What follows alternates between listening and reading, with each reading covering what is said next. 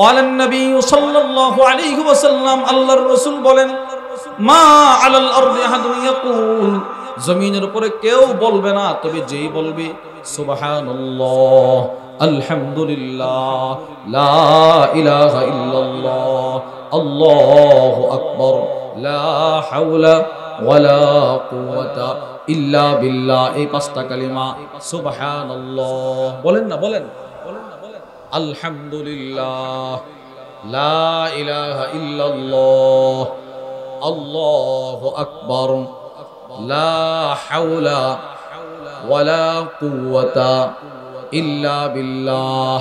আল্লাহর রাসূল বলেন এই কালিমাগুলো কেউ যদি দিল থেকে আল্লাহর ভালোবাসা, আল্লাহর রহমতের আশা, আল্লাহর আযাবের ভয়, অর্থাৎ এই তিনটা জিনিসকে সামনে নিয়ে চিন্তা করে এই কালিমাগুলো কেউ যদি একবার পড়ে তার গুনাহ যদি সমুদ্রের ফেনা পরিমাণও হয় আল্লাহ মাফ করে দিবেন।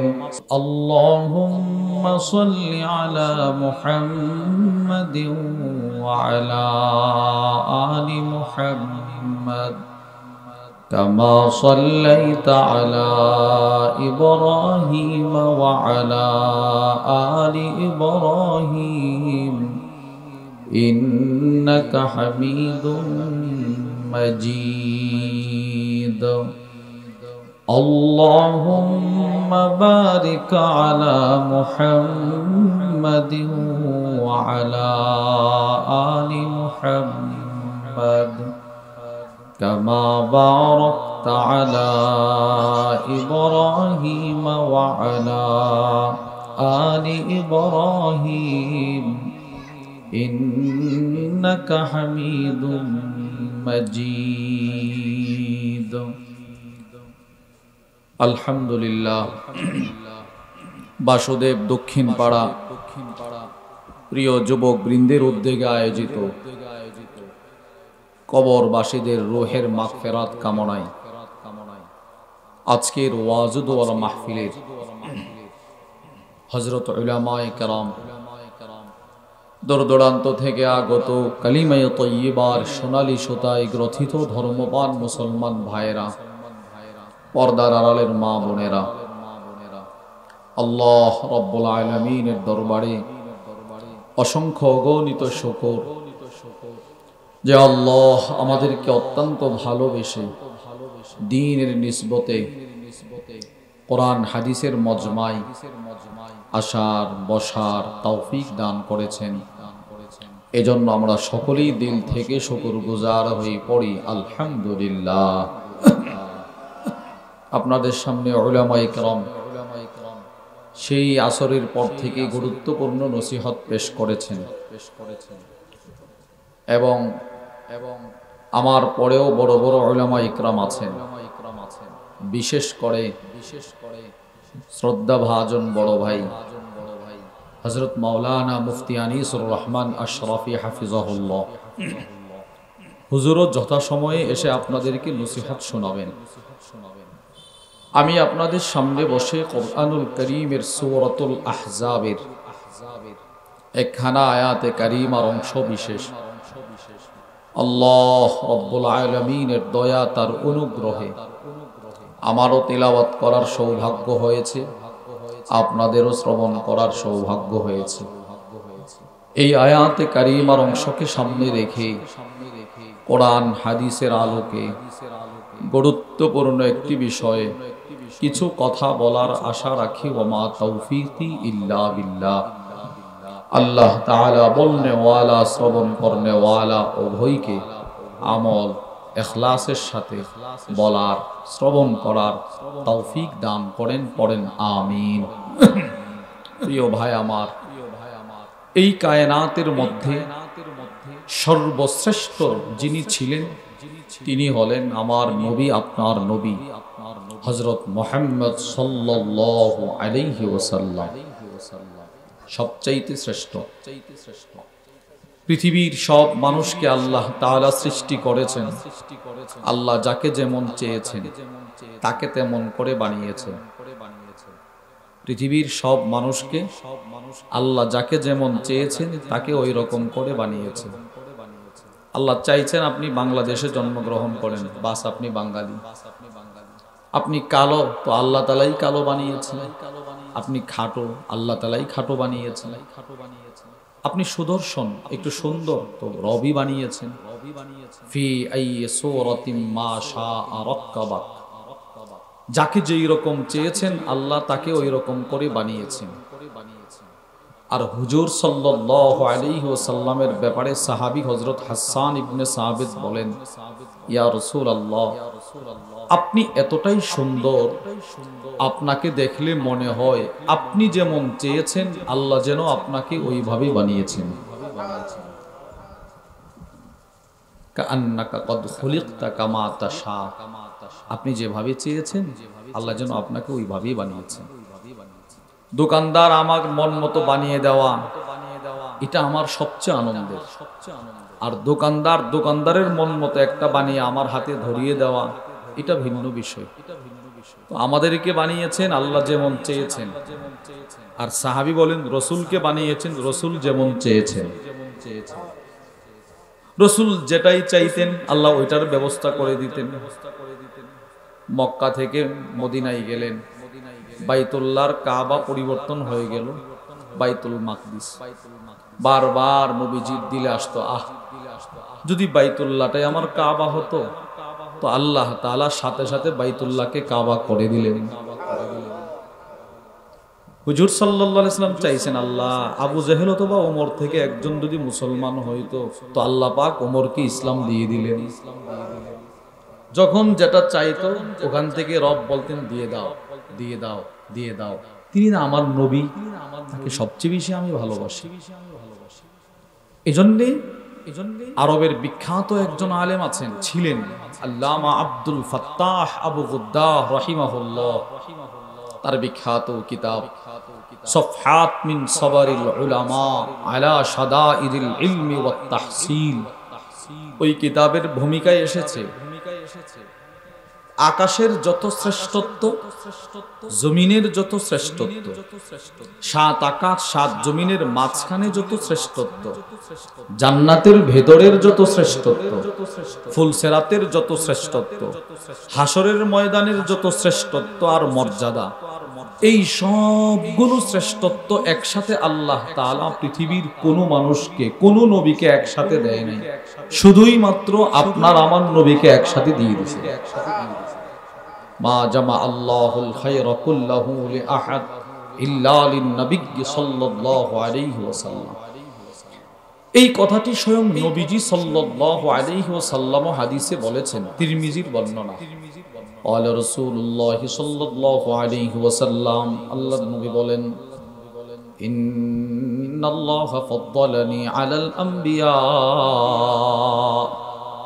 আল্লাহর রাসূল বলেন আল্লাহ তাআলা আমাকে সমস্ত রাসূল নবীদের উপরে শ্রেষ্ঠত্ব দিয়েছেন। সুবহানাল্লাহ বলেন। এটার কি অর্থ? সমস্ত নবীদের উপরে শ্রেষ্ঠত্ব দিয়েছেন, এর অর্থ কি? অনেক অর্থ। এর ভিতরে একটা হলো, ইমাম জালালউদ্দিন সুয়ুতি রাহিমাহুল্লাহ বলেন, ইন্নাল্লাহা আযজা ওয়া জাল্লা লাম ইউতি আহাদাম মিনাল আমবিয়া ওয়াল মুরসালিন মু'জিজাতান ওয়ালা ফাদিলা ইল্লা ক্বাদ আ'তা রাসূলুল্লাহ মিথলাহা আও আ'যামা মিনহা।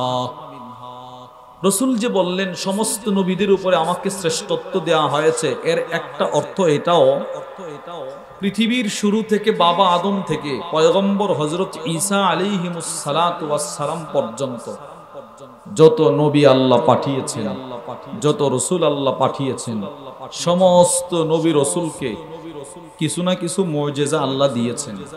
কাউকে একটা, কাউকে দুইটা, কাউকে পাঁচটা, কাউকে নয়টা।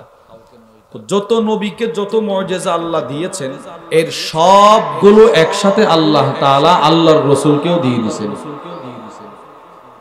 আমি আপনাকে খুশি হয়ে দিলাম, জান সকলেরটা না, শুধু সকলেরটা দেয় নাই। তিনি বলেন প্রত্যেক নবীর হুবহু মুজিজাটা আল্লাহ আল্লাহর নবীকে দিয়েছেন আরো শক্তিশালী করে। কিছু দৃষ্টান্ত শুনেন। একজন নবী ছিলেন হযরত মূসা আলাইহিস সালাতু ওয়াস সালাম। উনি পাথরে আঘাত করছে, কোরআনে বর্ণনা আছে, পাথরে আঘাত করেছে, পাথর থেকে লক্ষ লক্ষ মানুষের জন্য 12টা ঝর্ণা আল্লাহ প্রবাহিত করে দিছে। আমাদের এই আখাউড়ার বাসুদেব এলাকার কারো শক্তি আছে ইটের ভেতর থেকে পানি বের করবে? আমাদের আছে কারো শক্তি? যিনি পাথরের ভিতর থেকে এতগুলো পানি বের করলেন তিনি কে? বলেন তিনি কে? ঝর্ণার উপর থেকে পানি পড়ে, কত সুন্দর, কত সুন্দর। এই পাহাড়ের উপর থেকে ঝর্ণার পানি পড়তেছে, কত সুন্দর। আচ্ছা, পাহাড়ের উপরে কি কোনো পুকুর আছে, কোনো নদী আছে? এই পানির ব্যবস্থা কে করে? আল্লাহ। প্রিয় ভাই আমার, হযরত মুসা আলাইহিস সালাতু ওয়াস সালামের লাঠির স্পর্শে পাথর থেকে আল্লাহ পানি বের করেছেন।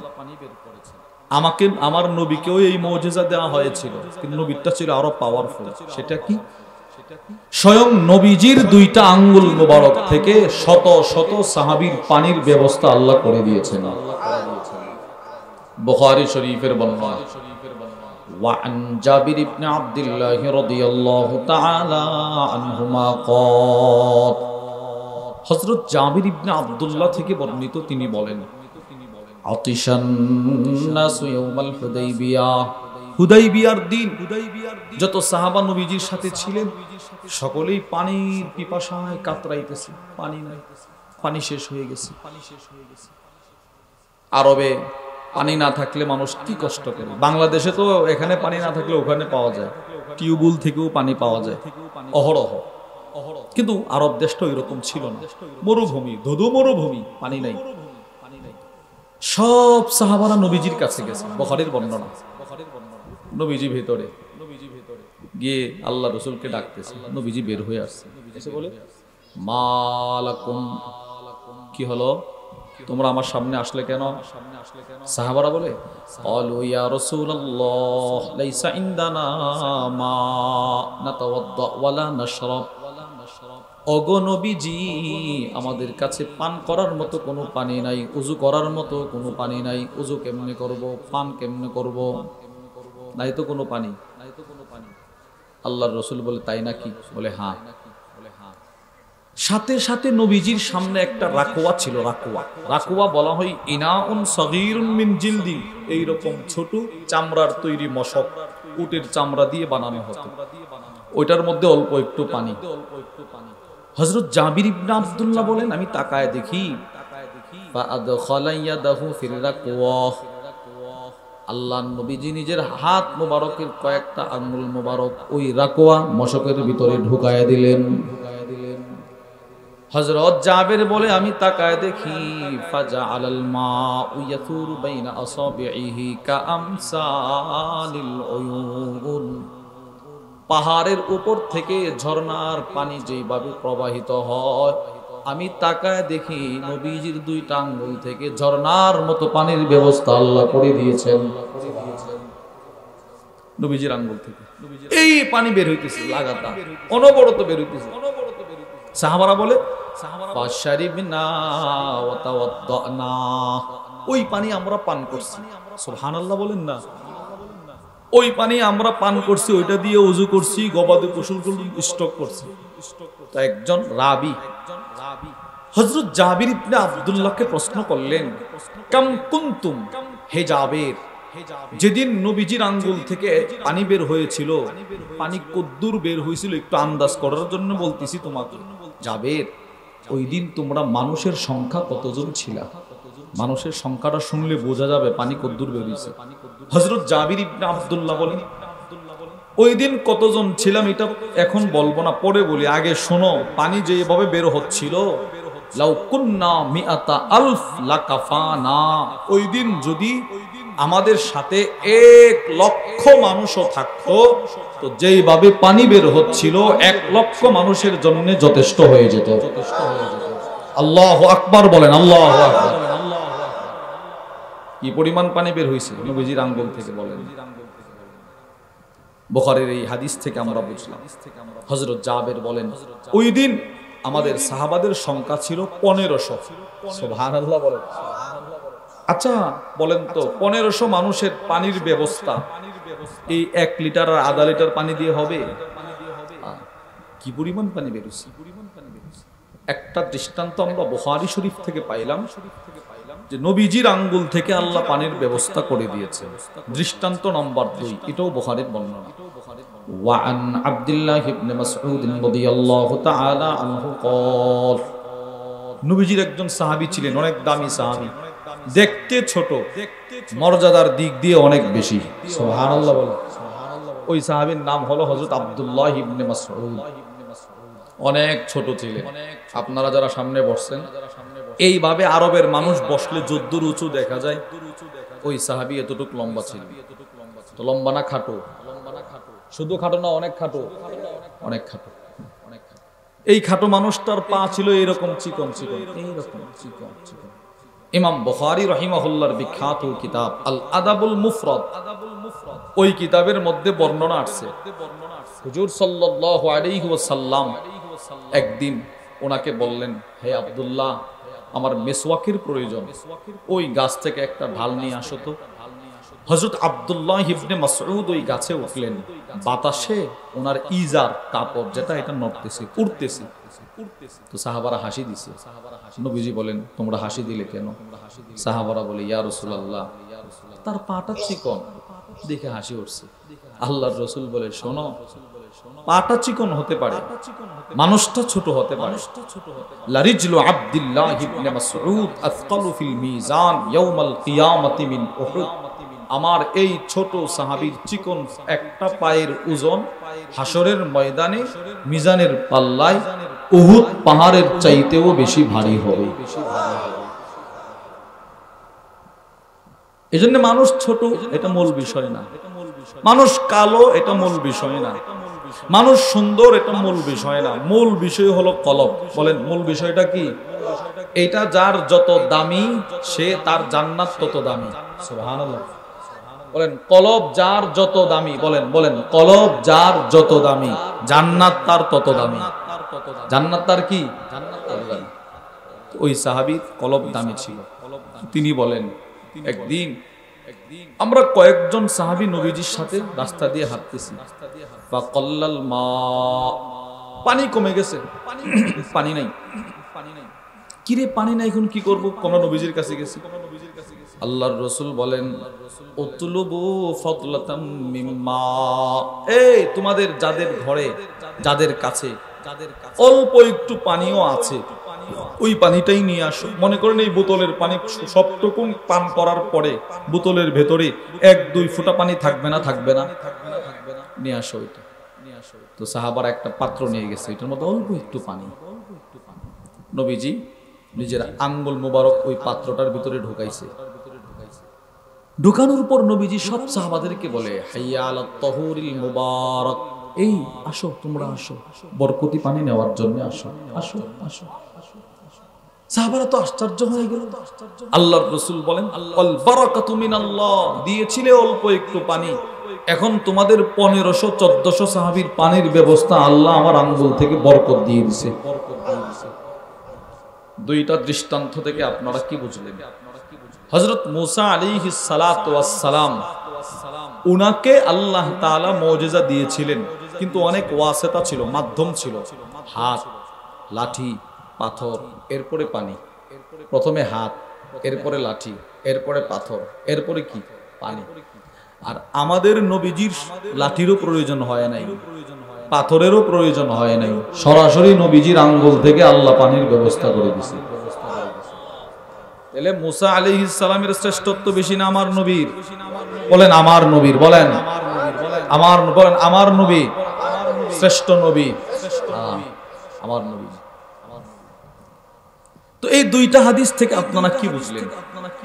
হুজুর সাল্লাল্লাহু আলাইহি ওয়াসাল্লামের শ্রেষ্ঠত্ব অনেক বেশি, কিন্তু এই হাদিসগুলো যে শুনলেন, নবীজির আঙ্গুল থেকে পানি বের হইছে, এইটার থেকে আমার আপনার আমল করার কিছু আছে? নবীজি কি বলছে তুমি এটা আঙ্গুল দিয়ে পানি বের করো? বলছে এটা? না, নবীজি বলে নাই। এগুলো বর্ণনার বিষয়, এগুলো দিলে বসানোর বিষয় না। আমার নবীজি শ্রেষ্ঠ, আমার নবীজির ভালোবাসা, এগুলো দিলে বসাইলে নবীজির প্রেম, নবীজির ভালোবাসা আপনার অন্তরে বদ্ধমূল হবে, বসবে, ঢুকবে। আমি করব কি তাহলে? আল্লাহ বলেন, বিসমিল্লাহির রহমানির রহিম, লাকাদ কানা লাকুম ফি রাসূলিল্লাহি উসওয়াতুন হাসানাহ, এই রাসূলের মধ্যে তোমাদের জন্য আছে উসওয়ায়ে হাসানা, উত্তম আদর্শ। সেটি কি? আল্লাহ বলেন, ওয়ামা আতাকুমুর রাসূলু ফাখুযুহু, রাসূল তোমাদের কাছে যা নিয়ে আসছেন সেগুলো তোমরা গ্রহণ করো। নবীজি যেগুলো থেকে নিজে বিরত থেকেছেন, তোমাদেরকে বিরত থাকতে বলেছেন, সেগুলো থেকে বিরত থাকো। দুইটা কথা। নবীজি যা নিয়ে এসেছেন, বলেন সকলে বলেন, আবার বলেন, নবীজি যা নিয়ে এসেছেন সেগুলো গ্রহণ করা। সেগুলো কি করা ভাই? রাসূল যা থেকে বিরত থেকেছেন, থাকতে বলেছেন, সেগুলো থেকে নিজেকে বিরত রাখা, সেগুলো থেকে নিজেকে। রাসূল যখন যা করেছেন, নবীজির গোটা 63 বছরের জিন্দেগি, নবীজির চাইতে বেশি আমল এই পৃথিবীতে আর কেউ করেছে? আমাদের জামিয়া রশিদিয়ার ফেনীর হযরতওয়ালা আল্লামা মুফতি শহীদুল্লাহ হাফিজাহুল্লাহ, অনেক বড় বুজুর্গ, হুজুরের একটা কিতাব আছে, অনেকগুলো কিতাব আছে, এর মধ্যে ছোট্ট একটা কিতাব, ওইটার মধ্যে লেখছে, যার জিন্দেগিতে আমল যত বেশি, যার জিন্দেগিতে আমল যত বেশি, তার মৃত্যুর পরে মানুষ তার জন্য দোয়া করবে তত বেশি। যার সেজদা যত বেশি, তার ইসালে সওয়াব করবে মানুষ তত বেশি। যার যাকাত যত বেশি, যার নামাজ যত বেশি, যার জিকির যত বেশি, যার তাসবিহ যত বেশি, যার দুরূদ যত বেশি, তার জন্য মানুষ দোয়া করবে তত বেশি।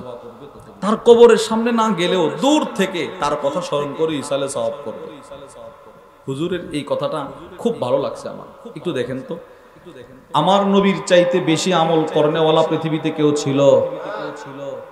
আচ্ছা এবার বলেন, পৃথিবীর মধ্যে একটা সেকেন্ড বাকি নাই, একটা সেকেন্ড এরকম খালি নাই যে নবীজির রওজার সামনে কোনো মানুষ না থাকে। 24টা ঘন্টা কিংবা দিন, গভীর রাত আর প্রথম রাত, সদা সর্বদা নবীজির রওজা পাকের চতুর্দিকে হাজার হাজার মানুষ আছে না নাই? দোয়া করতেছে, দোয়া করতেছে, দোয়া করতেছে। নবীজির পরে সবচেয়ে বেশি আমল করছেন হযরত সিদ্দিক আকবর রাদিয়াল্লাহু আনহু। এজন্য যে রাসূলকে সালাম দিতে যাচ্ছে, সে সিদ্দিক আকবরকেও সালাম দিতেছে। সুবহানাল্লাহ বলেন। একদম নবীজির রওজার সাথেই সিদ্দিক আকবরের কবর। এবার সিদ্দিক আকবর রাদিয়াল্লাহু তাআলা আনহুর পরে সবচেয়ে বেশি আমল করেছেন হযরত ওমর ইবনুল খাত্তাব। এবার ওমর ইবনুল রাসূলকে যারা সালাম দিতে যায়, তারা ওমরকেও সালাম দেয়। সুবহানাল্লাহ। যার জিন্দেগিতে আমল যত বেশি, তার জন্য মানুষ দোয়া করে তত বেশি। এজন্য সাহাবারা নবীজির জিন্দেগির পিছনে আমল খুঁজছে, আমল, নবীজি কোন আমলটা করছে, কখন কোনটা করছে, বাস। কোন সাহাবী কোন আমল দেখছে, মৃত্যু পর্যন্ত সেই আমলটা সাহাবী ছাড়ে নাই। সুবহানাল্লাহ বলেন না। কিছু দৃষ্টান্ত শোনেন, সব আমলই তো সাহাবারা করছে, কিছু দৃষ্টান্ত শোনেন যেগুলোর আমরা আমলই মনে করি না, আরে এটা তো একটা সাধারণ না। সাহাবাদের কাছে কোনো সাধারণ ছিল না, নবীজি করছে, মৃত্যু পর্যন্ত সাহাবারা করছে। 3টা দৃষ্টান্ত শোনাই। 1 নম্বর, খেয়াল করে শুনবেন, তিরমিজি শরীফের বর্ণনা। ওয়া আন সাইয়্যার রাহিমাহুল্লাহু তাআলা আনহু ক্বাল, হযরত সাইয়্যার থেকে বর্ণিত, তিনি বলেন, কুনতু আমশি মা সাবিত আল বুনানি রাহিমাহুল্লাহ ফামাররা আলা সিবিয়ান ফাসাল্লামা আলাইহিম। হযরত সাইয়্যার বলেন, আমি বিখ্যাত তাবেঈ হযরত সাবিত বুনানির সাথে রাস্তা দিয়ে হাঁটতেছি। হাঁটার সময় হযরত সাবিত বুনানি কিছু ছোট ছোট বাচ্চাদের পাশ দিয়ে হেঁটে যাচ্ছিলেন। বাচ্চাদেরকে সামনে দেখা তিনি বাচ্চাদেরকে সালাম দিলেন। সুবহানাল্লাহ বলেন। বাচ্চাদেরকে কি দিছে? এই ছোট ছোট বাচ্চাদেরকে সালাম দিলেন। দেখেন কেন বলতেছি। তো হযরত সাবিত বুনানি অনেক বড় বিখ্যাত বুজুর্গ ছিলেন, তাবেঈ। তিনি যখন সালাম দিছে, তো ওনার দোস্ত ওনারে প্রশ্ন করলো, দোস্ত তুমি এত বড় ব্যক্তি, এত বড় দামি মানুষ, এত ভিআইপি মানুষ, তুমিও কি বাচ্চাদেরকে সালাম দেওয়ার সময় পাও? আরে এমপি সাহেব রাস্তা দিয়ে হাইটা গেলে জীবনে কোনো ছোট বাচ্চাকে সালাম দিবে? মুরব্বীদেরকে তো সালাম দেয় না তার ক্ষমতার পাওয়ারে, আর বাচ্চাদেরকে বুঝি সালাম? হুজুর সাল্লাল্লাহু আলাইহি সাল্লামের সাহাবী থেকে শিখছি তাবি হযরত সাবিত বুনানি বলেন, ওনারে ওনার দোস্ত প্রশ্ন করলো, তুমি বাচ্চাদেরকে সালাম দেওয়ার সুযোগ পাও? হযরত সাবিত বুনানি বলে, দোস্ত বাচ্চাদেরকে সালাম দেওয়া এটা একটা আমল, এই আমলটা আমি শিখেছি সরাসরি নবীজির 10 বছরের খেদমতকার সাহাবী হযরত আনাস থেকে। কিভাবে? আজকে যেমন তুমি আমার সাথে রাস্তা দিয়ে হাঁটতেছো, একদিন আমিও হযরত আনাসের সাথে রাস্তা দিয়ে হাঁটতেছিলাম।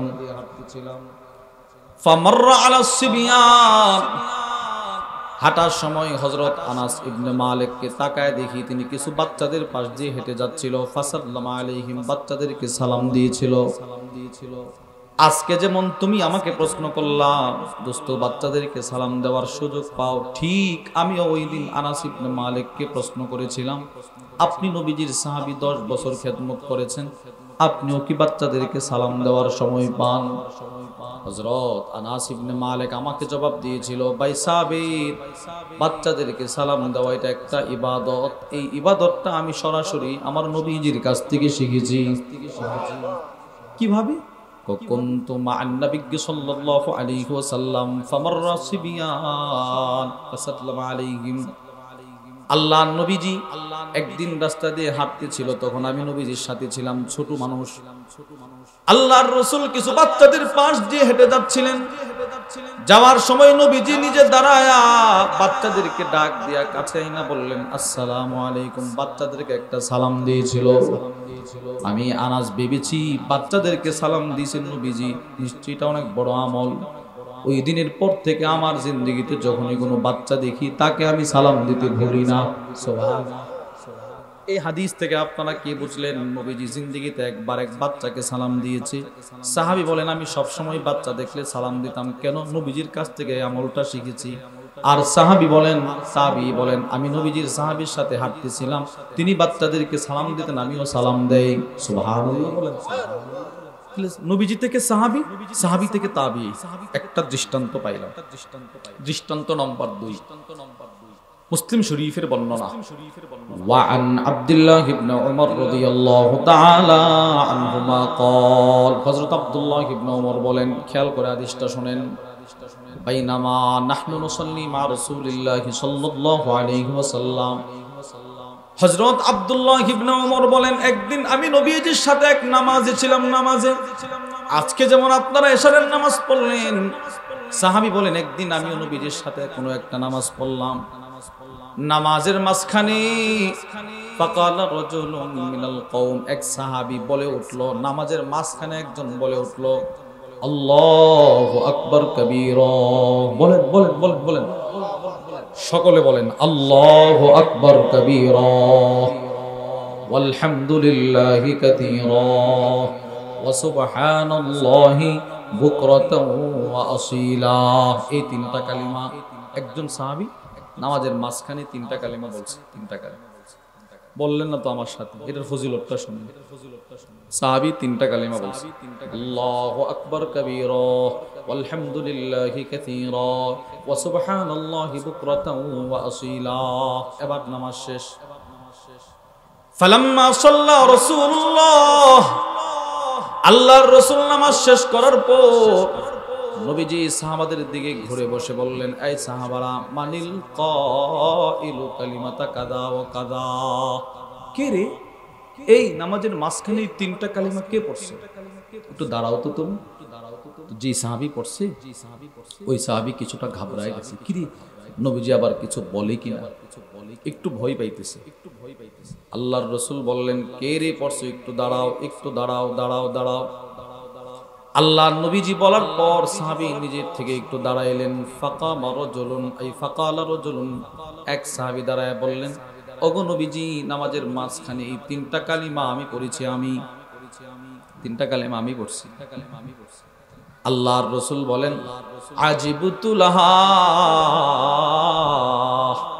সাহাবী তোমার তিনটা কালিমার ফজিলতের কথা জিবরিল আমাকে বলছে, আমি তোমার তিন কালিমার ফজিলত আর সওয়াবের কথা শুনে স্বয়ং আমি নবীজি আশ্চর্য হয়ে গেলাম। সুবহানাল্লাহ, আমি নবীজি আশ্চর্য হয়ে গেছি।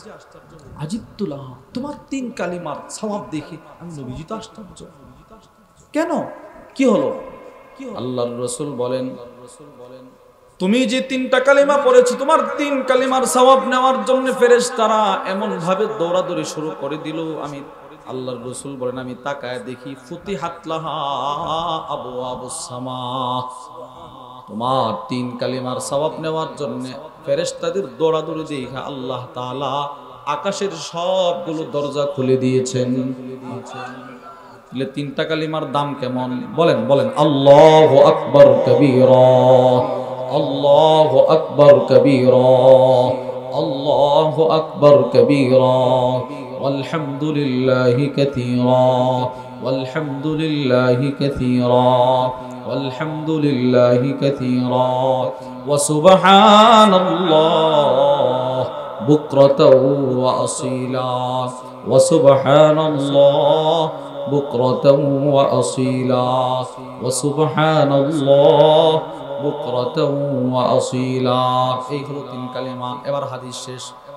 এই হাদিস যে সাহাবী বর্ণনা করতেছেন তার নাম হলো হযরত আব্দুল্লাহ ইবনে ওমর। হযরত আব্দুল্লাহ ইবনে ওমর বলেন, আল্লাহর কসম, যেদিন নবীজি সাহাবীকে বলেছিলেন তোমার 3 কালিমার সওয়াব তো অনেক বেশি, ফেরেশতাদের জন্য আল্লাহ আকাশ খুলে দিয়েছে, হযরত আব্দুল্লাহ ইবনে ওমর বলেন ওই দিনের পর থেকে মৃত্যু পর্যন্ত এই 3 কালিমা কোনোদিন আমি পড়তে ভুলি নাই। সুবহানাল্লাহ। কি বুঝলেন? সাহাবায়ে কেরাম রিদওয়ানুল্লাহি তাআলা আলাইহিম আজমাইন হুজুর সাল্লাল্লাহু আলাইহি ওয়াসাল্লামের জবান থেকে যখনই যে আমলের কথা শুনতেন মৃত্যু পর্যন্ত ওই আমলটা ধরে রাখতেন। সুবহানাল্লাহ বলেন। দৃষ্টান্ত নম্বর 3, এটাও মুসলিম শরীফের বর্ণনা। وعن علي بن أبي طالب رضي الله تعالى عنه قال, হযরত আলী রাদিয়াল্লাহু তাআলা আনহু থেকে বর্ণিত, তিনি বলেন أن فاطمة أتت النبي صلى الله عليه وسلم تسأله خادما, নবীজির কলিজার টুকরা মেয়ে হযরত আলীর স্ত্রী হযরত ফাতেমা রাদিয়াল্লাহু তাআলা আনহা একদিন নিজের বাবার কাছে গেলেন। এক বর্ণনায় আছে রাসূলকে ঘরে পায় নাই, আম্মা জান আয়েশা আস-সিদ্দিকা রাদিয়াল্লাহু তাআলা আনহার কাছে একটা দরখাস্ত করে আসলেন, আম্মা জান, আল্লাহর রাসূল যখন ঘরে আসবে আপনি আমার পক্ষ থেকে বলবেন ঘরোয়া কাজ করতে করতে আমার হাতে ঠসা উঠে গেছে, কুয়া থেকে রশি দিয়ে পানি উঠাইতে উঠাইতে বুকে দাগ পড়ে গেল, আব্বাজান আসলে আপনি বলবেন খায়বর থেকে তো অনেক সেবক সেবিকা আব্বা পাইছে, ওইটার থেকে যেন আমাদের কিছু সেবক সেবিকা দেয়, খাদেম দেয়, এটা আপনি বলবেন। এই একটা দরখাস্ত রাইখা উনি চলে গেছে বাড়িতে। হযরত আলী বলেন রাত যখন হয়ে গেল আমি আমার স্ত্রী ঘুমের প্রস্তুতি নিচ্ছিলাম, ঠিক এমন সময় আমাদের ঘরের দরজায় কে যেন কড়া নাড়তেছে। দরজা খুলে দেখি কায়নাতের সর্বশ্রেষ্ঠ মেহমান আমি আলীর ঘরের সামনে চলে আসছি। নবীজি আসছে, নবীজি। হযরত আলী বলেন সাথে সাথে রাসূলকে ইস্তেকবাল দিয়ে আমার বিছানায় নিয়ে গেলাম। আল্লাহর রাসূল আমি আলী আর ওনার মেয়ে ফাতেমার মাঝখানে বসলেন। সুবহানাল্লাহ বলেন। হযরত আলী বলেন নবীজির পায়ের পাতা মোবারকটা আমি আলীর বুকে লাগানো ছিল। এত নরম, এত কোমল, এত সুন্দর, এত আরাম, এত ঠান্ডা, এই ঠান্ডা এত আরামের পা আমি আলীর বুকে ইতিপূর্বে আর কোনোটাই লাগে নাই। নবীজির পায়ের বরকতে আমি আলীর পুরো শরীরটা আরামে আরামে পরিপূর্ণ হয়ে গেছে। নবীজি নিজের মেয়েকে বলে আম্মু, মা ফাতেমা, মা তুমি কি বাড়িতে গিয়েছিলে? জি আব্বু। কেন গেছিলা তুমি? আব্বু ঘরের কাজ করতে করতে হাসান, হুসাইন, মুহসিন 3 জন ছেলে ছিল। হযরত হাসান, হযরত হুসাইন, হযরত মুহসিন রাদিয়াল্লাহু আনহুম, এরা আবার পাশাপাশি মেয়ে, এদেরকে নিয়ে আবার ঘরের কাজ করাটা কষ্ট হয়, যদি কিছু খাদেম দিতেন। নবীজি বলতেছেন আচ্ছা খাদেমের জন্য গেছিলা? জি। আলা উখবিরুকি হুয়া খায়রুল লাকি মিন, মা আমি কি তোমাকে হাজার হাজার খাদেমের চাইতেও শ্রেষ্ঠ একটা আমল কি বলে দিব না? সুবহানাল্লাহ বলেন না। এই আমি কি তোমাকে হাজার হাজার খাদেমের চাইতে শ্রেষ্ঠ একটা আমলের কথা বলে দিব? জি আব্বু বলেন।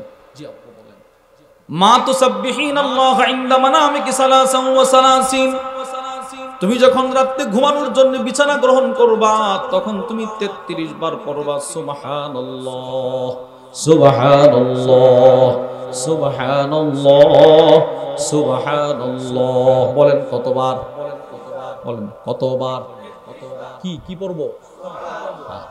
ওয়া তাহমাদিনাল্লাহ ইনদা মানামিকি সালাসা ওয়া সালাসিন মা, আর 33 বার তুমি পড়বা আলহামদুলিল্লাহ। ওয়া তুকাব্বিরিনাল্লাহ ইনদা মানামিকি আরবা'a ওয়া সালাসিন, আর 34 বার পড়বা আল্লাহু আকবার। এই হলো মোট 100 বার। প্রথম 33 বার সুবহানাল্লাহ, এরপরে 33 বার আলহামদুলিল্লাহ, এরপরে 34 বার আল্লাহু আকবার। আমি রাসূল বলে দিলাম কোটি কোটি খাদামের চাইতে 100 তাসবির দাম বেশি। সুবহানাল্লাহ, শ্রেষ্ঠ। কি পরিমাণ শ্রেষ্ঠ এটা একটু বোঝানোর জন্য আপনাদেরকে আরেকটা হাদিস শোনাই, এটাও মুসলিম শরীফের বর্ণনা। ক্বালা রাসূলুল্লাহ সাল্লাল্লাহু আলাইহি ওয়াসাল্লাম খুল্লাতান, আল্লাহর রাসূল বলেন দুইটা আমল আছে এরকম, লা ইউহাফিজু আলাইহিমা আবদুল মুসলিমুন ইল্লা দাখালাল জান্নাহ। আমার কোন উম্মত যদি ওই দুইটা আমলকে হেফাজত করতে পারে, যেদিন তার দুইটা চোখ বন্ধ হয়ে যাবে, যেদিন সে দুনিয়া ছেড়ে চলে যাবে, মৃত্যুর সাথে সাথে সে সোজা আল্লাহর জান্নাতে চলে যাবে। নবীজি বলতেছেন হুমা ইয়াসির, আমল দুইটা বড় সহজ। বলেন কঠিন না সহজ? আচ্ছা এবার কি পরিমাণ সহজ আপনি শুনেন দেখেন। রাসূল বলেন প্রত্যেক ফরজ নামাজের পরে আমার কোন উম্মত যদি বেশি না 10 বার পড়ে সুবহানাল্লাহ, বলেন বলেন বলেন বলেন বলেন বলেন কয়বার? প্রত্যেক ফরজ নামাজের পরে 10 বার, আর 10 বার আলহামদুলিল্লাহ, আর 10 বার আল্লাহু আকবার। তাহলে প্রথম 10 বার, সবাই বলেন না, প্রথম 10 বার, এরপরের 10 বার, এরপরের 10 বার, তাহলে 3টা 10-এ কত হলো? আচ্ছা এবার ফজরের পরে 30 বার, যোহরের পরে 30 বার, আসরের পরে 30 বার, মাগরিবের পরে 30 বার, এশারের পরে 30 বার, এবার 5-30-এ 150 বার। বলেন কতবার? আল্লাহর রাসূল বলেন তুমি মুখে উচ্চারণ করবা 150 বার, মিজানের পাল্লায় উঠে যাবে 1500 বার। সুবহানাল্লাহ, এটা 1 নাম্বার পুরস্কার। 2 নাম্বার পুরস্কার, ইশারের নামাজের পরে আপনি এই 30 বার পড়লেন, এবার ফজরের আগে যদি আপনার মরণ হয়ে যায়, আপনি যদি মানুষের সাথে মানুষের হক নষ্ট না করে থাকেন, হালাল হারাম পয়সা যদি চলতে পারেন, আর এশারের পরে 30 বারের আমলটা করতে পারেন, আল্লাহর রাসূল বলেন মৃত্যুর সাথে সাথে সোজা জান্নাতে চলে যাবে। বলেন পড়ব তো ইনশাআল্লাহ? পড়েন। আচ্ছা এই 30 বার পড়তে কত ঘন্টা লাগে বলেন তো? 1 মিনিট। বলেন কত মিনিট? এক শ্বাসে একবার পড়বেন। এইভাবে আমার হুজুর দামাত বারাকাতুহুম আরিফ বিল্লাহ হাকিমুন নফস আল্লামা মুফতি মুশতাকুন নবী কাসিম হাফিজাহুল্লাহ হুজুর আমাদেরকে বলেন এক শ্বাসে একবার 3টা জিনিস সামনে রাখা পড়া, আল্লাহর ভালোবাসা, আল্লাহর রহমতের আশা, আল্লাহর আযাবের ভয়। এটা রাখা রাখা আমি কি পড়তেছি, কেন পড়তেছি, কার জন্য পড়তেছি, এইগুলো ধ্যানে আয়না আয়না এই তাসবিহগুলো পড়া 10 বার পড়েন। সুবহানাল্লাহ সুবহানাল্লাহ সুবহানাল্লাহ সুবহানাল্লাহ সুবহানাল্লাহ সুবহানাল্লাহ সুবহানাল্লাহ সুবহানাল্লাহ সুবহানাল্লাহ সুবহানাল্লাহ আলহামদুলিল্লাহ আলহামদুলিল্লাহ আলহামদুলিল্লাহ আলহামদুলিল্লাহ আলহামদুলিল্লাহ আলহামদুলিল্লাহ আলহামদুলিল্লাহ আলহামদুলিল্লাহ আলহামদুলিল্লাহ আলহামদুলিল্লাহ আল্লাহু আকবার আল্লাহু আকবার আল্লাহু আকবার আল্লাহু আকবার আল্লাহু আকবার আল্লাহু আকবার আল্লাহু আকবার আল্লাহু আকবার আল্লাহু আকবার আল্লাহু আকবার। এই হলো 30 বার। কত ঘন্টা গেছে বলেন? এই কত ঘন্টা গেছে বলেন না? 1 মিনিট। আচ্ছা জীবনে আমি 1 মিনিট, জীবনে কত ঘন্টা এই অযথা কথা বলে নষ্ট করছি বলেন তো? করছি না করছি না? এখন যে 30 বার পড়লেন, এই যে আপনি একবার সুবহানাল্লাহ পড়েছেন, এটা কিতাব আছে। একজন কুয়েতের শায়েখ, অনেক বড় শেখ, আমার বড় দুলা ভাই হযরত মাওলানা আব্দুর রহমান সাহেব হাফেজ, উনি কুয়েত থাকেন। তো উনার মাধ্যমে একজন শেখ আমাদের মাদ্রাসায় প্রায় 1 লক্ষ টাকার কিতাব দিছে। ওই কিতাবের মধ্যে একটা কিতাব, সবগুলো তো পড়ার সুযোগ হয় না, যেটা যে সময় সামনে পাই একটু মোতালা করার চেষ্টা করি, ওইটার মধ্যে লেখা আছে বান্দার প্রতিদিন ফজরের মুসল্লি সে যখন সেজদায় পড়ে সুবহান রাব্বিয়াল আ'লা, তো তার সুবহান রাব্বিয়াল আ'লার বরকতে আল্লাহ পাক ওই পুরাটা দিন আসমান জমিনের সমস্ত মাখলুকাতের রিজিকের ব্যবস্থা করে দেন।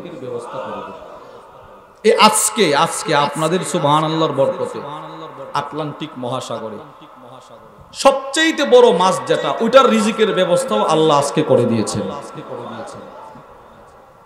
সমস্ত মাখলুকাতের রিজিকের ব্যবস্থা করা যদি আপনাকে দায়িত্বটা দেওয়া হতো তো কেমন হতো? পারতেন আপনি? আপনার সুবহানাল্লাহ একবার 7 জমিনের নিচে যত কীট পতঙ্গ সবগুলো রিজিকের ব্যবস্থা।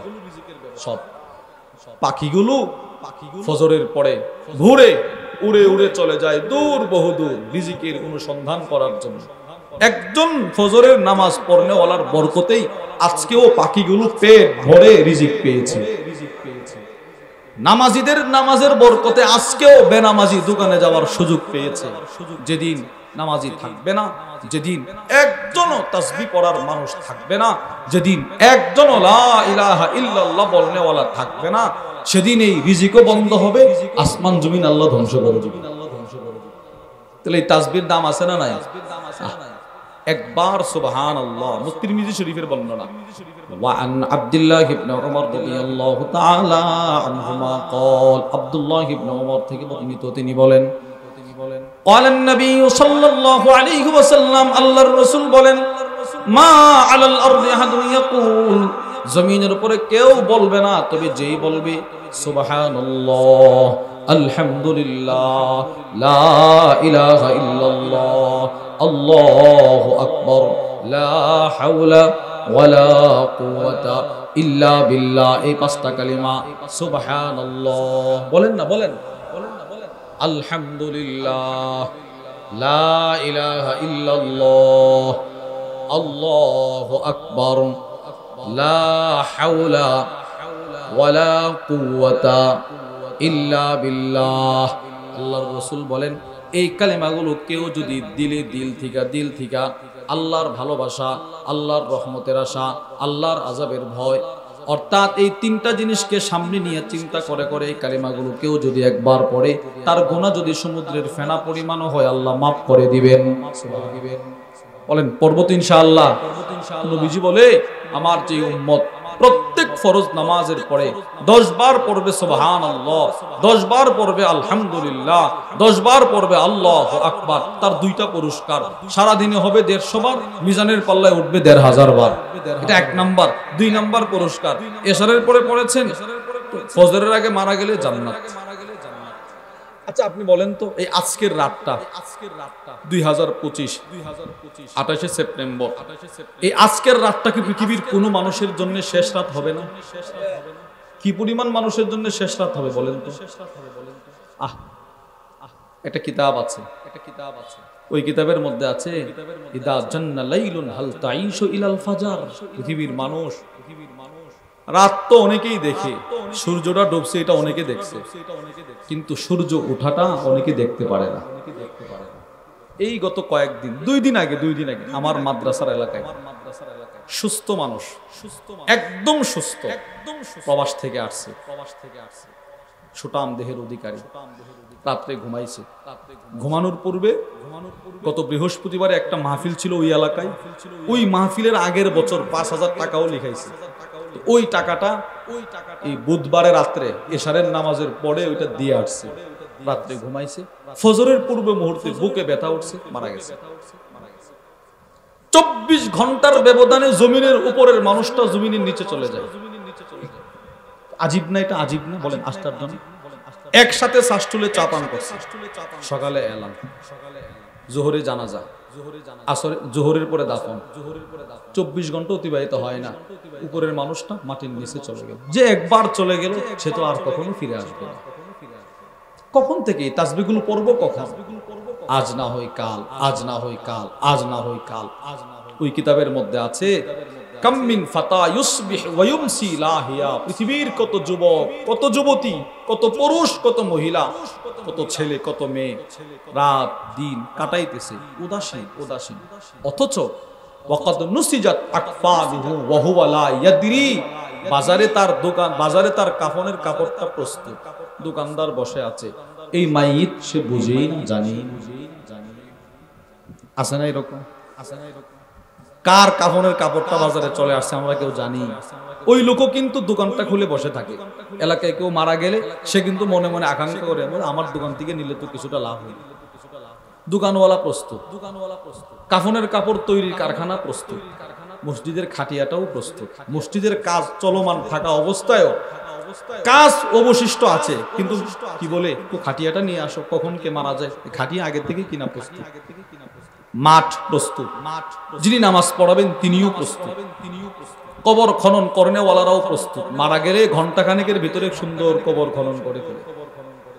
যাকে নিয়ে এত কল্পনা, যাকে নিয়ে এত জল্পনা, সে অপ্রস্তুত। সে কি প্রস্তুত নাও প্রস্তুত? আমি প্রস্তুত নাও প্রস্তুত, বলেন না অপ্রস্তুত। ছেলেকে বিয়ে করাবেন, মেয়েকে বিবাহ দিবেন, যখন সব ঠিকঠাক হয় কি প্রস্তুতি, রাস্তাঘাট, ঘর বাড়ি, বাজার সাজার, মার্কেট, কত প্রস্তুতি। আমি যে চলে যাব, কখন যাব জানা নাই, তো আমার কিসের প্রস্তুতি? এই তাসবিহগুলো পড়বো তো ইনশাআল্লাহ, বলেন বলেন ইনশাআল্লাহ। এই তাসবিহকে নিজের সঙ্গী বানাবেন, প্রত্যেক ফরজ নামাজের পরে এগুলো পড়তে হবে। পড়ে না, পড়ে না। হুজুর সালামটা ফিরে এলি ঠাস করে সুন্নত, অথবা চলে যা, সুন্নতের পরেও পড়েন, এই বের হয়ে গেছে। নবীজি বলছে, এটা আমার কথা না। সাহাবারা বলে, ইয়া রাসূলুল্লাহ, এই 10 বার পরে তো জান্নাতে চলে যাবে, এত সহজ আমল। আল্লাহর রাসূল বলে, এটাও করতে পারবে না আমার উম্মত, এটাও কি করতে, কেন? তো সে সালামটা ফিরাবে, শয়তান তাকে, মুসলিম শরীফের বর্ণনা, শয়তান এসে বলবে, কাস্টমার চলে আসছে, চলে যাও, খেতে চলে যাও, ওখানে চলে যাও, বাজারে চলে যাও, খেলাটা জমে উঠছে, যাও চলে যাও। এই শয়তান তাকে এতটাই কুমন্ত্রণা দিবে যে সে একটা মিনিটের জন্য তাসবিহগুলো পড়ার সুযোগ তার হবে না। আল্লাহ আমাদেরকে হেফাজত করেন, বলেন আমিন। বলেন না ভাই, বলেন আমিন। আমিন পড়ব তো ইনশাআল্লাহ। প্রত্যেক ফরজ নামাজের পরে 10 বার কি বলেন? প্রথম 10 বার কি, এরপরের 10 বার, এরপরের 10 বার। এবার পুরস্কার কি? 5 নামাজে উচ্চারণ হবে কত? মিজানের পাল্লায় কত? সুবহানাল্লাহ বলেন। আচ্ছা, এবার দ্বিতীয় পুরস্কার, মৃত্যুর সাথে সাথে সোজা জান্নাত। এরপরে নবীজি বলে, আমার যে উম্মত ঘুমানোর পূর্বে রাতে, এই অনেকে আছে রাত্রে ঘুমের বড়ি খায়, ঘুমাইতে পারে না, আপনার জন্য এই আমলটা। আপনি 33 বার 34 বার উযু করে বিছানায় পিঠটা লাগাবেন, দেখেন আপনি শেষ করতে পারবেন না। এটা শেষ করা যায় না, এর আগেই ঘুম চলে আসে। সুবহানাল্লাহ বলেন। নবীজি বলেন, মা, এই 33 বার তুমি পড়বা, তোমার মুখে উচ্চারণ হবে 100 বার, মিজানের পাল্লায় উঠবে 1000 বার, আর রাতে মারা গেলে সোজা জান্নাত। এবার আসেন, এই আমলটা দিয়েছেন হযরত আলী রাদিয়াল্লাহু আনহু। আলী বলেন, এই আমলটা দিয়েছেন স্বয়ং নবীজি।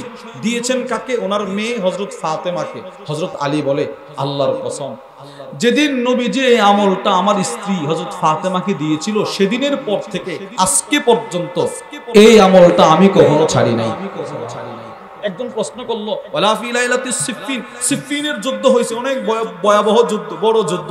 ওই যুদ্ধের এক দলের মোটামুটি সেনাপ্রধানদের কাতারে ছিলেন হযরত আলী ইবনে আবি তালেব। তো একজন প্রশ্ন করলো, সিফফিনের যুদ্ধেও কি আপনি আমলগুলো করছেন? যুদ্ধের রাত্রিতে কি চিত্রটা সহজ না কঠিন থাকে? আপনি কি ওই যুদ্ধের রাত্রেও আমলগুলো করছেন 33 বার 34 বার? হযরত আলী বলেন, আলহামদুলিল্লাহ, যুদ্ধের প্রত্যেকটা রাত্রেও এই আমলটা আমি ছাড়ি না। নবীজির কাছ থেকে সাহাবায়ে কেরাম যখন যে আমলটা পেয়েছেন, শিখেছেন, ওই আমলটা মৃত্যু পর্যন্ত করেছেন। তবে হ্যাঁ প্রিয় ভাই আমার, নবীজির কাছ থেকে যে আমলগুলো আসছে ওইগুলো আমরা করব, কিন্তু করতে গিয়ে অথবা নিজের থেকে ইসলামে কোনো আমল নিজের আবেগে করা যাবে? আবেগ, ইসলামে আমল করতে গিয়ে আবেগ ব্যবহার করা যাবে না। নামাজ পড়া দামি জিনিস, 5 ওয়াক্ত নামাজ না, আমি 6 ওয়াক্ত পড়বো, হবে? আল্লাহ রাসূল দিনের রাতে নামাজ দিয়েছেন কয় ওয়াক্ত? এবার নিজের থেকে 6 ওয়াক্ত পড়া যাবে? বলেন তো, সারা পৃথিবীতে কাবা বাইতুল্লাহ কয়টা? সবাই জোরে বলেন, কয়টা? আচ্ছা, একটা কাবা। এখন আমি যদি মনে করি কাবাটা সুন্দর, বরকত, আমার উঠানের মাঝখানে একটা কাবার মতো করে একটা ঘর বানাই, পুরো কাবার মতো হুবহু হবে, এটা এটা হবে না। এই আবেগ দিয়ে আমল ইসলামে চলে না, চলে না, এটা নিষেধ। স্বয়ং নবীজি সাহাবাদেরকে নিষেধ করেছেন। মুসলিম শরীফের 1401 নম্বর হাদিস, হযরত আনাস ইবনে মালিক রাদিয়াল্লাহু তাআলা আনহু থেকে বর্ণিত, তিনি বলেন, আন্না নাফারাম মিন আসহাবিন নবী সাল্লাল্লাহু আলাইহি ওয়াসাল্লাম সালু আজওয়াজ রাসূলিল্লাহি সাল্লাল্লাহু আলাইহি ওয়াসাল্লাম। সাহাবাদের এক জামাত, মানে তিনজন সাহাবী দেখেন নবীজির দরবারে আসছে, রাসূলের বাড়িতে আসছে, নবীজি নাই ঘরে। নবীদের বিবির কাছে ওনারা প্রশ্ন করলেন, আন আমালিহি ফিস সিররি, আম্মা জান, নবীজি মসজিদে নববীতে কি আমল করে ওইটা তো আমরা দেখি সরাসরি, ঘরে কি আমল করে এটা তো দেখি না, যদি একটু বলতেন নবীজি ঘরে কি আমল করে আমাদের জন্য উপকার হইতো। তো আম্মা জানেরা বললেন যে নবীজি ঘরে আইসা এই এই এই এই আমলগুলো করে। তিনজন শুনে চিন্তা করে, কি রে, যেই নবীজির আগের গুনাহ মাফ, যেই নবীর পরের গুনাহ মাফ, ওই রাসূল যদি এত আমল করতে পারে তো সেই তুলনায় আমরা তো কিছুই করতে পারি না। সাহাবারা কি বলে, একজন, তিনজনের একজন বলে, ক্বালা বা'দুহুম লা আতাযাওয়াজুন নিসা, না আমি আজকের পর থেকে আমল বাড়াবো, এই পরিমাণ বাড়াবো আমল, আর বিবাহ করব না, জীবন যৌবন সবগুলো ইবাদত করতে করতে শেষ করে দেব। কথাটা খারাপ না সুন্দর? সুন্দর না কথাটা? অনেক সুন্দর। দ্বিতীয়জন বলে, লা আকুলুল লাহাম, আজকের পর থেকে আমি আর কখনো খাবার খাবো না, গোশত খাবো না, শুধু রোজা রাখবো, শুধু রোজা রাখবো, শুধু রোজা রাখবো, ফাঁকে ফাঁকে রোজা ভাঙবো, তাও সামান্য খাবার খাবো জীবন ধারণ পরিমাণ, এছাড়া বাকিটা রোজা রাখবো। এটাও সুন্দর কথা। তৃতীয়জন কি বলল, লা আনামু আলা ফিরাশ, আজকের পর থেকে আমি বিছানায় পিঠ লাগায় ঘুমাবো না, শুধু ইবাদত করবো, শুধু ইবাদত, শুধু ইবাদত। এত ইবাদত সাহাবারা করার পরেও নবীজির ইবাদত শুনা বলতেছে আমরা কিছুই করি না, অথচ সাহাবাদের দাম কেমন। আবু দাউদ শরীফের বর্ণনা, ফালা মাকামু আহাদিহিম সাআ খায়রুম মিন আহাদি উমরিকুম খায়রুম মিন আমালি আহাদিকুম উমরা। আল্লাহর রাসূলের সাহাবী বলেন, শোনো, নবীজির এক সাহাবীর জিন্দেগীর এক সেকেন্ডের একবারের সুবহানাল্লাহর সিন উচ্চারণের সওয়াব উম্মতে মুসলিমার সমস্ত আলেম আর সমস্ত আবেদের ইবাদতের চাইতে কোটি গুণ বেশি দামি। একজন সাহাবীর জিন্দেগীর এক সেকেন্ডের দাম খায়রুম মিন আমালি আহাদিকুম, তোমাদের সকলের আমলের চাইতে শ্রেষ্ঠ। আরো আশ্চর্যের কথা, এই আবু দাউদের বর্ণনায় আছে, পৃথিবীর সমস্ত মানুষ, আমাদের এই উম্মত সকলকে যদি আল্লাহ তাআলা নূহ আলাইহিস সালামের হায়াত দান করে, সুবহানাল্লাহ বলেন, কত 50 কম 1000, 950 বছর হায়াত যদি আপনি পান, আমরা সকলে পাই। এই 950 বছর হায়াত পায় সবাই যার যার এলাকার মসজিদে এতেকাফ, এতেকাফ 950 বছর এতেকাফ করতে করতে, রোজা রাখতে রাখতে, নামাজ পড়তে পড়তে কাটায়া দিলেন। তাহলে এবার সবার ইবাদত এক জায়গায় করলে কি পরিমাণ হবে বলেন না, একটু কল্পনা করেন না। সাহাবী বলে, সকলকে যদি ওয়ালাউ উম্মিরা উমরা নূহ, পয়গম্বর নূহ আলাইহিস সালামের হায়াতও দেওয়া হয়, আর এই হায়াত নিয়ে সবাই যদি ইবাদত করে, এরপরেও একজন সাহাবীর জিন্দেগীর এক সেকেন্ডের দাম হবে না। এত দামি যেই সাহাবী, ওনারা বলতেছেন নবীজি এত আমল করে, আমরা তো কিছুই করতে পারি না। তো ওনাদের মধ্যে একজন বলতে লাগলো, আমি আর কখনো বিবাহ করব না। দ্বিতীয়জন বলতে লাগলো, আমি আর কখনো খাবার খাবো না, রোজা রাখবো। তৃতীয়জন বলতে লাগলো, আমি আর কখনো ঘুমাবো না, শুধু ইবাদত করে করে জীবন শেষ করে দেব। সুন্দর কথা। আমি আগেই বলছি, আবেগে ইসলামে আমল করে না, রাসূল নিষেধ করেছেন, সতর্ক করেছেন। নবীজি রাত্রে বাড়িতে আসছে, আম্মা জানেরা হুজুর সাল্লাল্লাহু আলাইহি সাল্লামের কাছে গিয়ে বলল, ওগো আল্লাহর রাসূল, আপনার তিনজন সাহাবী আসছিল, এই এই কথাগুলো বলছে। নবীজি রাগ হইছে। আল্লাহর রাসূল সাথে সাথে সমস্ত সাহাবাদেরকে ডাকাইলেন, বসাইলেন, বসায়া বললেন, মা বালু আকওয়াম, মানুষের কি হলো, আমার সাহাবাদের কি হলো। অলু কাদা ও কাদা, কেউ বলে আর কখনো বিবাহ করবে না, কেউ বলে আর কখনো ঘুমাবে না, কেউ বলে আর কখনো খাবার খাবে না। তারা কি আমাকে দেখে না? আমি রাসূল বিবাহ করি, খাবারও খাই, নামাজও পড়ি, ঘুমাই, ইফতারও করি। সুবহানাল্লাহ বলেন, সুবহানাল্লাহ বলেন। নবীজি নিষেধ করলেন, না, আমার চেয়ে বেশি ইবাদত করবা তোমরা? আমি স্বাভাবিকভাবে ইবাদত করতেছি, খাই, ঘুমাই, বিবাহ করি, তারপরে আরামও করি, রোজাও রাখি, ইফতারও করি, তো তোমরা আমার চেয়ে বেশি ইবাদত করবা? অথচ আল্লাহর ইবাদত সবচেয়ে বেশি আমি করি, আল্লাহকে সবচেয়ে বেশি ভয় আমি করি, এগুলো করবা না। এই হাদিস থেকে আপনারা কি বুঝছেন? আবেগে ইসলামে নতুন কোন ইবাদত ঢুকানো আমাদের জন্য অনুমতি আছে? অনেক কিছু আপনার চোখে সুন্দর দেখা যাবে না। ওমা কানা লিলমুমিনি ওয়ালা মুমিনাতিন ইযা কাদাল্লাহু ওয়া রাসূলুহু আমরা, যেগুলো আল্লাহ আল্লাহর রাসূলের পক্ষ থেকে ফয়সালা হয়ে গেছে এর বাইরে যাওয়ার আমার আপনার কোনো অনুমতি নাই। অনুমতি আছে কোনো? আল্লাহ আল্লাহ রাসূলের ফয়সালা নামাজ 5 ওয়াক্ত, নিজের থেকে 6 ওয়াক্ত পড়ার অনুমতি নাই। আল্লাহ আল্লাহ রাসূলের ফয়সালা বছরে যাকাত ফরজ হলে একবার দিবেন। এখন আপনি বলতেছেন না আমার টাকা বেশি, আমি 1 মাসকে 1 বছর ধরবো, এবার 12 মাস 12 বার যাকাত দিব, হবে? এবার আল্লাহ আল্লাহ রাসূল ঈদ দিলেন 2টা, আমার নিজের থেকে 3টা 4টা বানানোর কোনো অনুমতি নাই। এজন্য প্রিয় ভাই আমার, কিছু জিনিস দেখতে সুন্দর কিন্তু না, দেখতে হবে ইসলাম কোরআন হাদিসের কষ্টি পাথরে যাচাই বাছাই করতে হবে। নবীজি বলছেন আমি চলে যাচ্ছি, আমি তোমাদেরকে 2টা জিনিস রেখে গেলাম, কোরআন সুন্নাহ। 1 নম্বর হলো কোরআন, 2 নম্বর কি? সুন্নাহ। এই 2টা জিনিসকে সামনে নিয়ে তোমরা চলবা, তাহলে কখনো পথভ্রষ্ট হবে না। অমুক পীর তমুক পীর অমুক অমুক না, আমাকে দেখতে হবে কোরআন সুন্নাহয় কি আছে, এই বিষয়ে সাহাবারা কি আমল করেছেন, তাবিঈগণ কি আমল করেছেন, সেটা আমাকে আখজ করতে হবে, সেটা গ্রহণ করতে হবে। তাইলেই আল্লাহ যে বললেন মা আতাকুমুর রাসূল, আল্লাহর রাসূল তোমাদের কাছে যা নিয়ে আসছে সেগুলো গ্রহণ করো।